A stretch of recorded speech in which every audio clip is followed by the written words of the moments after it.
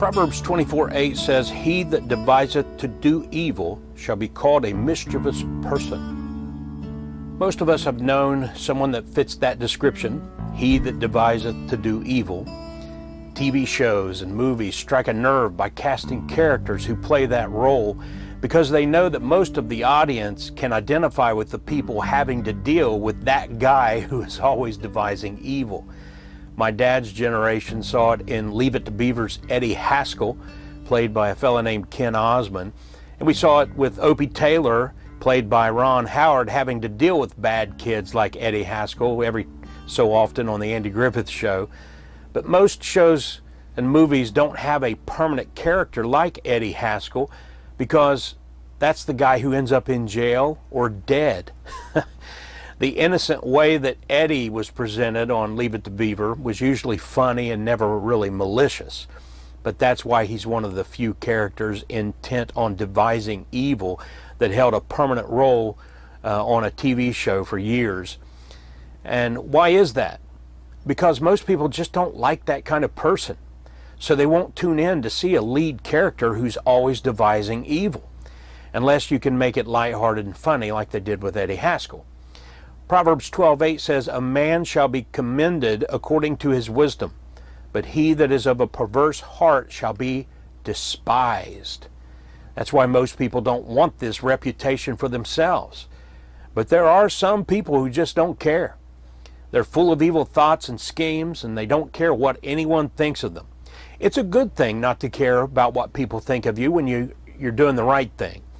But it's a terribly foolish and wicked thing to not care what people think about you when you're devising evil or simply committing sin.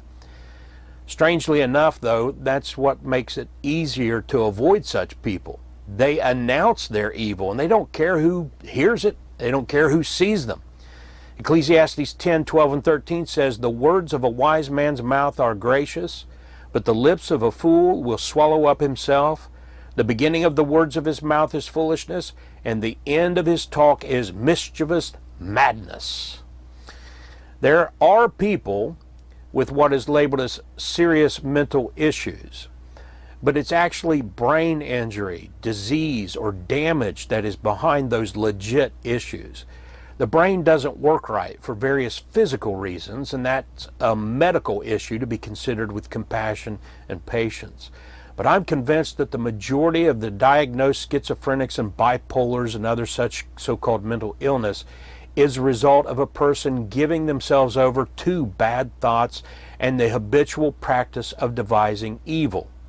Some do drugs or abuse alcohol. Some are born that way for various reasons.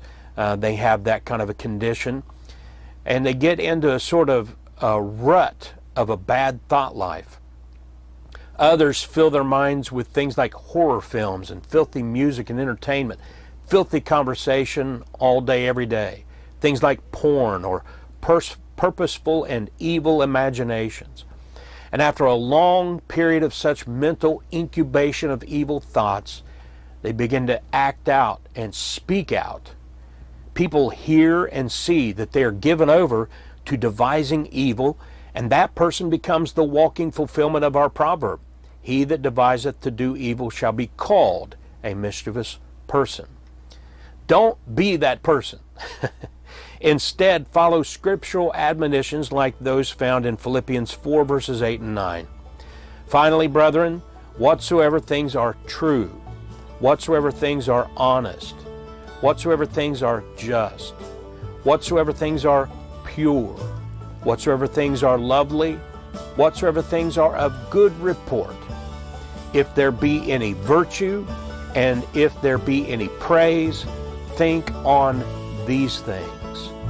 Those things which ye have both learned and received and heard and seen in me, do, and the God of peace shall be with you.